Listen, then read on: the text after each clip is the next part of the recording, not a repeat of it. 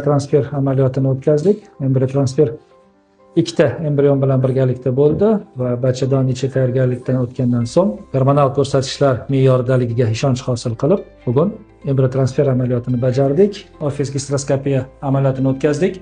Qizimiz Tojikiston Respublikasidan murojaat qilganlar 3 yil burun tabiiy tug'ruqda kesar qirqish amaliyoti qo'llanilgandan keyingi bachadon ichi yot jism, ya'ni kesar qirqish amaliyotidan keyingi iplarni ko'rishni guvohi bo'ldik. Navbatdagi gastroskopiyani guvohi bo'ldingiz. Bunda bachadon bo'yni bir qator kichik poliplari hamda bachadon shilliq qavatining ma'lum bir qismida qalillashishni guvohi bo'ldik. Ushbu qalillangan qismi birin-ketin qaychi yordamida kesilganda bachadon shilliq qavat ostidagi miomani borligini guvohi bo'ldik. Ushbu mioma FIGO bo'yicha birinchi, ikkinchi tip mioma hisoblanadi. Ushbu bachadon miomasi olib tashlangandan so'ng bachadon embrion qabul qilishga tayyor bo'ladi.